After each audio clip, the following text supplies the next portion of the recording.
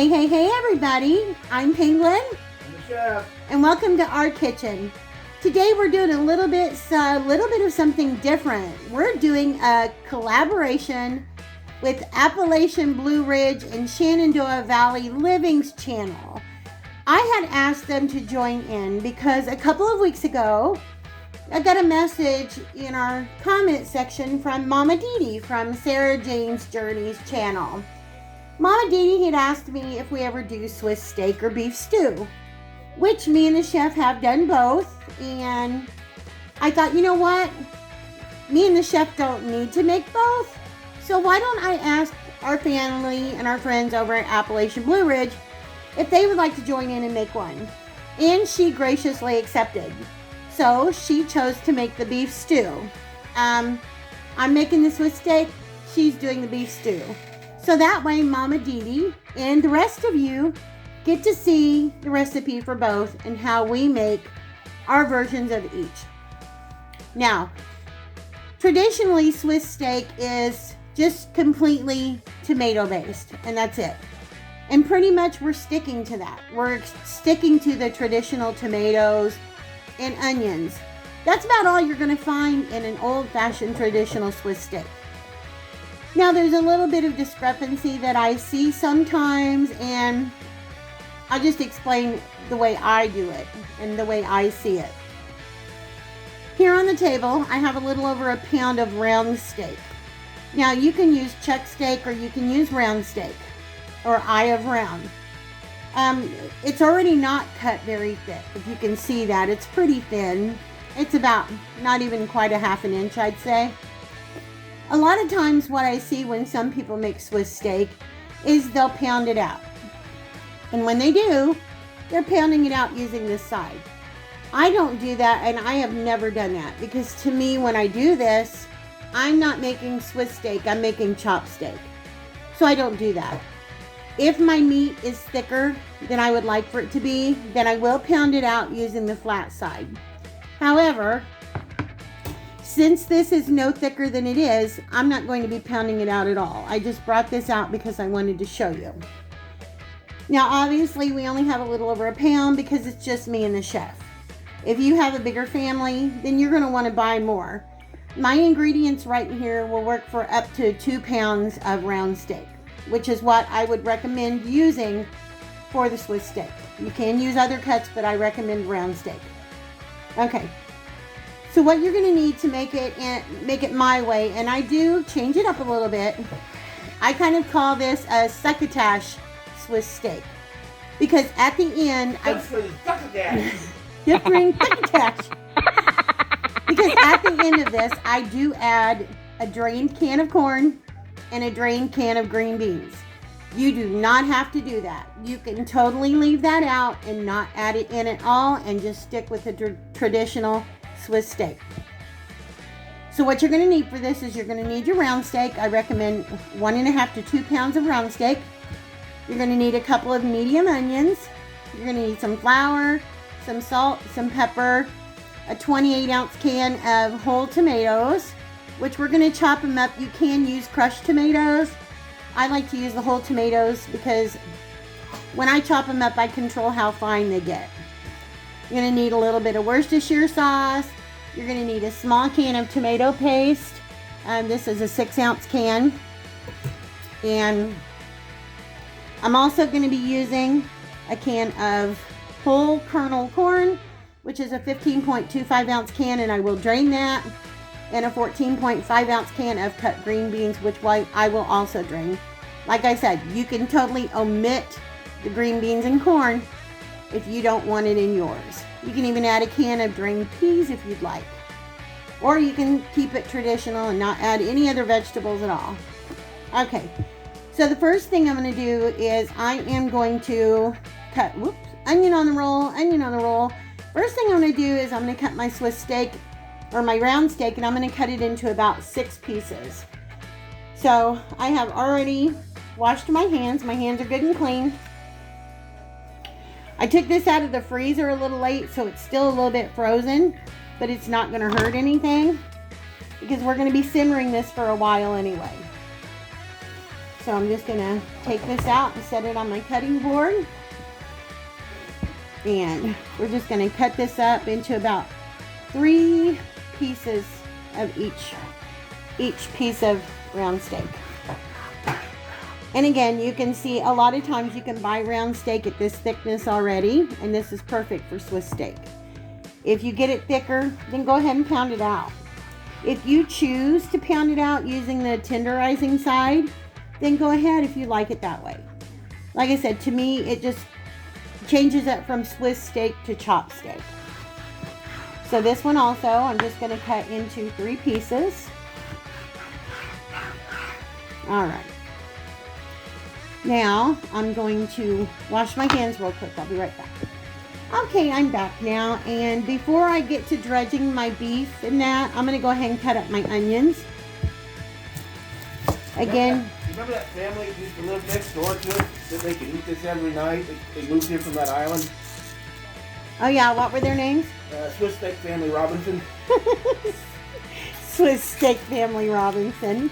You gotta give it to Chef. He's so creative, isn't he? I don't know where he comes up with some of this stuff. I really don't.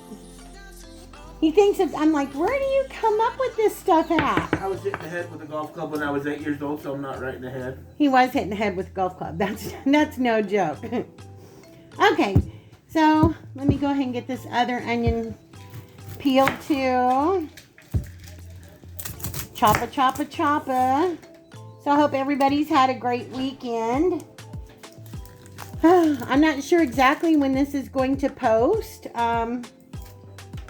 I believe the Appalachian family has the beef stew completed, and they've been waiting on me because, you know, I'm the slacker. So if they have everything edited and ready to go, then we will try to get this posted up for you guys tomorrow being Sunday. So I always hear that song when you're cutting onions. what? Crying over you. Crying over you. I love those old songs. Okay, guys, enough rambling. Sorry, you know us. Anyway, when I do my Swiss steak, I like to cut my onions instead of chopping them. I like to sliver them. So that's what I'm doing. I got my onion cut in half here, and I'm just going along, and I'm just going to sliver. Just slivering up my onion. And this is the way I'm going to do both of them.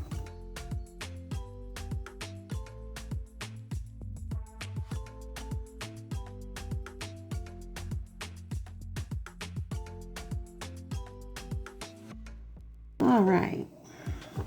I know it looks like a lot of onion, but it will cook down. Kind of like cabbage does, you know. You end up with, you have a big pot of cabbage, and the next thing you know, it looks like you don't have any cabbage at all because it's all the waters came out of it and it's completely cooked down. Which maybe tomorrow I'll get stuff out of the garden and we can have dinner from our garden. Dinner from the garden would be nice. How many of you guys would want Chef to make dinner from the garden? I raise my hands on that. I say that's a good idea. Okay, we have our onions done now. Gonna leave those sitting right there. Now I'm gonna bring my steaks back over, and I'm just gonna line them up here. My little pieces that I cut. And put them all right here. And now when I make a Swiss steak, again, I try not to cover up the flavors of the tomato too much because, again, Swiss steak is a tomato-based kind of meal. Another thing I will be adding that I forgot to mention is I will be adding about a teaspoon of granulated sugar, and that's just to help neutralize some of the acidity. Okay, now I'm going to take some salt, and I'm going to salt and pepper both sides of the Swiss steak.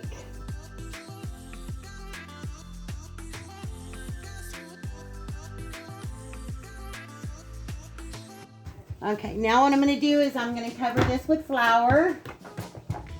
The flour over here. Just going to get some out. Just going to do it all right here on the cutting board.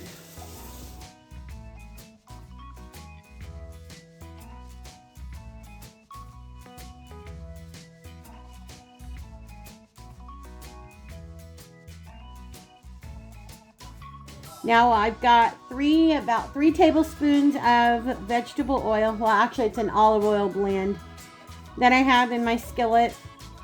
And I've got it heating up right now over medium heat.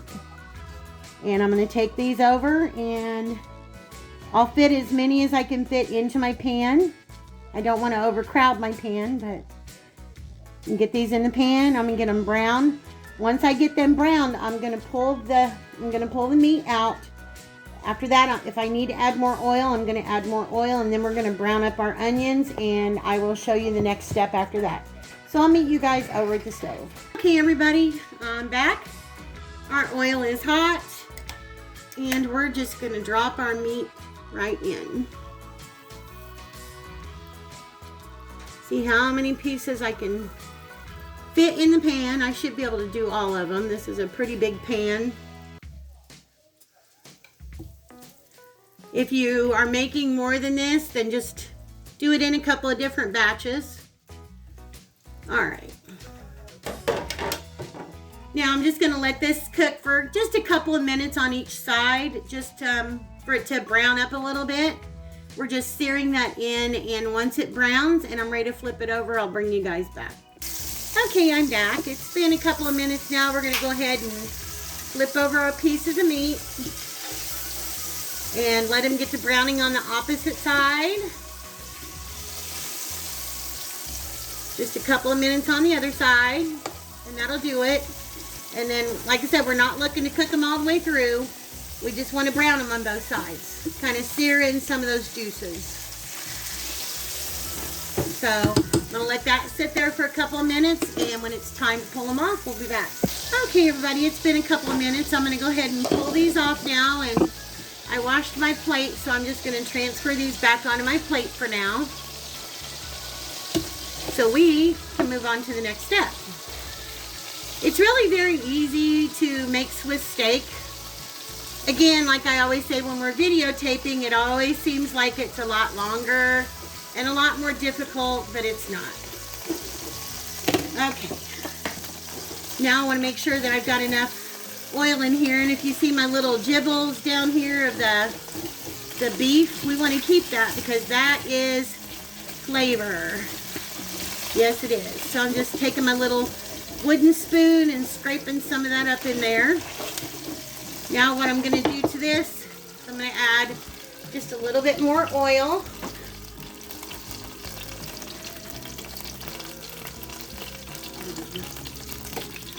About another tablespoon and a half of oil that I'm going to put in there. What's missing? Chef Bot, he was talking to me, he bought a gadget for the yard today. So, all right, I'm going to dump in our onions. Now I want to cook these in here just until they start to get translucent.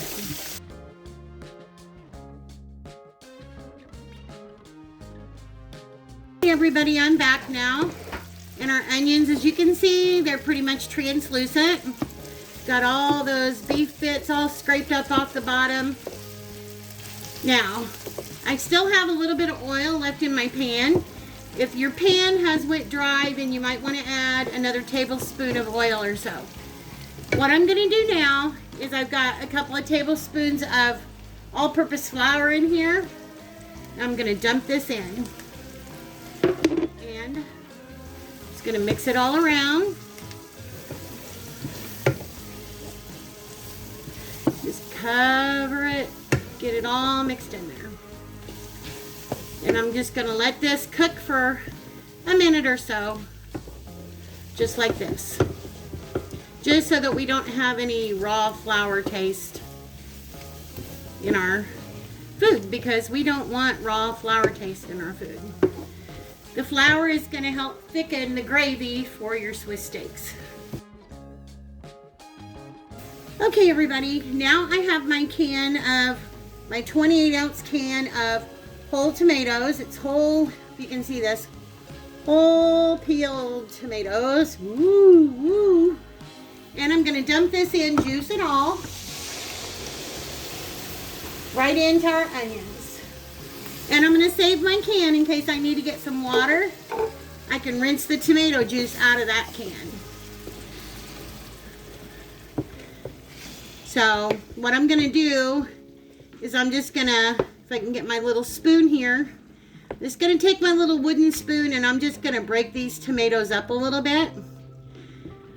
Like I said earlier, you can use crushed tomatoes if you want, but I like breaking them up myself because then I can control how big or how small my tomato pieces are, because I don't want them to completely dissolve into this. I want to have some, when I bite into it or serve it up, I want to be able to know that I've got some tomato going on in there. And they're being little slippery boogers. So I'm gonna grab my fork, try to stabilize them. Whoop, squirted tomato juice. Whoop, squirted tomato juice. Isn't cooking so much fun? Just make sure you don't burn yourself. I don't want to see anybody get burnt. If you have one of those 4-way meat choppers, those work good right now too. Kind of break your tomatoes up a little bit. And you can break them up to however big or small pieces that you want. So if you guys can see that, I've got some pretty chunky pieces of tomato in there. And we already have a gravy going on, if you can see that. We've got a gravy going on in here. So we're gonna add a little bit of water. So I'll be back, I'm gonna get some water in my can. All right, I'm back. I've got about a cup of water in my can. I'm just gonna dump that in. And got my 6-ounce can of tomato paste right here. And I'm gonna go in with some tomato paste, about a half a can.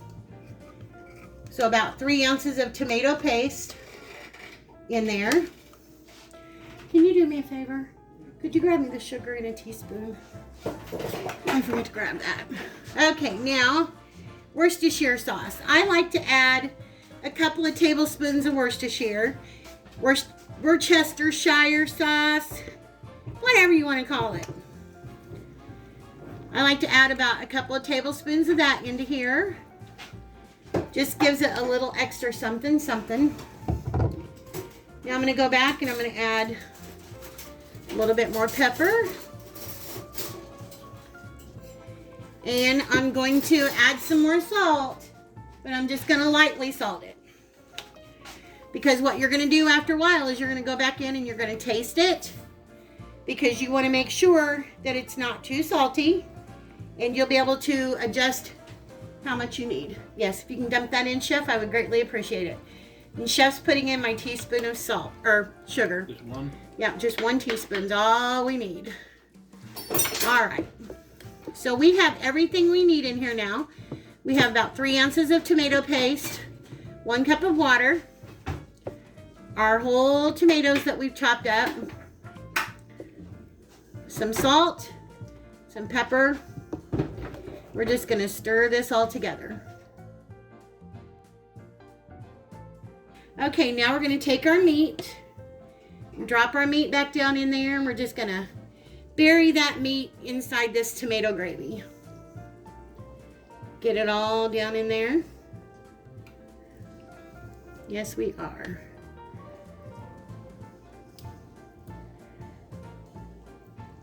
We're going to turn our burner down to a medium-low. Get this one. I've got some juice on my platter from the beef, so I'm going to drop that in there, because you can never have too much beef flavor. Okay. Get my burner turned down. Again, we want it between low and medium. Medium-low. We're just going to stir this up. Make sure that our meat's good and covered. Now, we are going to let this cook. I'm going to put a lid on it. We're going to let this cook here for about an hour to an hour and a half. So, just until that meat is good and tender. And because it's not that thick, it shouldn't take that long. We usually do just about an hour. But you guys will know you can fork test it for tenderness. Make sure everything's stirred up in there. I'm not going to taste it at this point because remember, our meat is not completely done all the way through. It's going to finish cooking in this gravy. But I will come in about 30 minutes and I'll taste it at that point and I'll see what it needs. If it needs salt, if it needs pepper, if it needs a little bit more Worcestershire, I'll know at that point. So I'm going to set my timer for 30 minutes to remind myself to come back and check it. And I will come back in between that, probably in about 10 minutes or so, and give it a stir around because you don't want it to stick. But we're going to cover this up. And we will meet you guys back here in about 30 minutes. Okay, everybody, I'm back and the timer just went off. So I'm going to take my lid off here, set it over to the side. I've been giving this a stir occasionally because I don't want it sticking to the bottom. So come along and give it a little stir. I turned my burner down now to low because it's boiling really well. And now I'm going to taste it here in just a second. I'm going to give it just a little bit of a taste here. Let it cool down for a minute. Don't want to burn my mouth. Gotta blow on it. Gotta blow on it.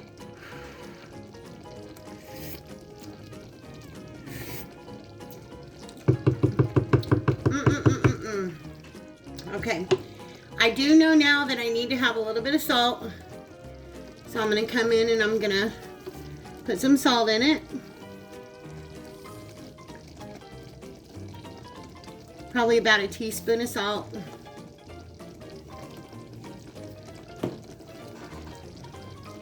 I'm going to add a little bit of pepper. Probably about a half a teaspoon of pepper. And I'm going to give it just a little bit more Worcestershire sauce. Probably about a tablespoon. That ought to do it. Like I said, you always want to taste it before you serve it up to somebody else. So I'm going to mix this all around. Now we're only 30 minutes into the cooking time, so the meat still has a ways to go yet. So I'm just going to stir this up and I'm going to put my lid back on. I'm going to set my timer for another 30 minutes. And I'm just going to come back and give it a stir occasionally. And then at the end of that 30 minutes, then we'll check and see how tender our meat is. If it's done at that point or if we need to go just a little bit longer. So when we get to that point, we'll be back, guys. Guys, I'm back and it has been another 30 minutes now. My timer just went off. So I'm going to give this a stir. I know it smells really good. The only thing that I did is I did go back and I did add another teaspoon of sugar to this. So it still tasted just a tad bit acidic. And because it's so late, I didn't want Chef having something that was very acidy. So I'm just gonna see if my meat will come apart here. Poke it with my, okay. It does cut with my wooden spoon, but I feel like I want to let it go for about another 20 minutes at least. So now, at this point, if you guys want simply good old-fashioned Swiss steak, you're going to let it cook another 20 minutes, shut it off, and serve it however you please, whether it be over mashed potatoes, over rice, or over buttered noodles. That's however you choose. Like I said, I'm making this sort of a succotash Swiss steak. So I've taken a can of corn and a can of green beans and I've drained it very well. And I'm dumping this in with our Swiss steak mixture. Because we like it like this. But it's totally up to you. If you don't like green beans and you don't like corn, kind of gives it a little bit of a vegetable vibe to it. Like a vegetable stew or a vegetable soup. So we're just mixing this up in here. And I'm going to let this sit and cook for about 20 minutes like this. And then we will be all done. I have my noodles done already. I went ahead and cooked those up and drained them. Got them resting in the pan. I'm just going to add some butter to them and a little salt and pepper. So that way when this is all done, we can just put some of this right over our noodles. So when we get this plated up and we are ready to eat it, guys, then we will be back and we will show you what the finished product looks like. Okay, guys, there you have it. That is Penguin and the Chef's old-fashioned Swiss steak. Now, Swiss steak did not originate in Switzerland. Swiss steak just means like Swissing. It's a way of tenderizing the meat. But usually when it's cut this thin already, it's not really necessary to pound it out and tenderize it.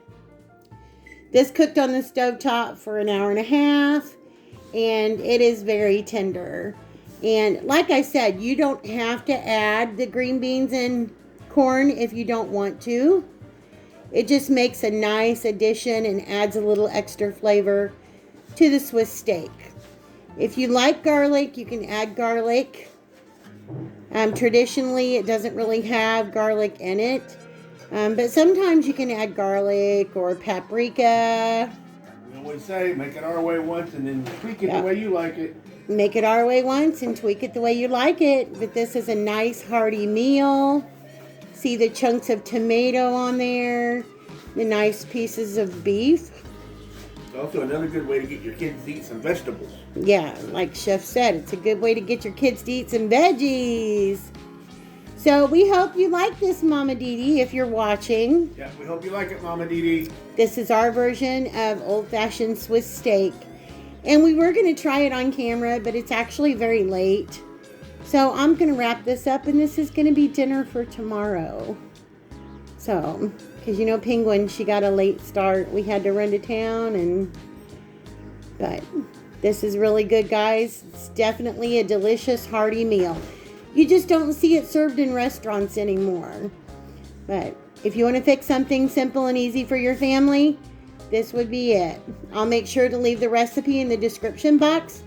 I want to thank the family at Appalachian-Blue Ridge in Shenandoah Valley Living for collabing with me and doing the beef stew. So Mama Dee has a beef stew and a Swiss steak recipe. Alright guys, that's it for tonight. We will catch you guys in the next video. Bye guys. Bye guys.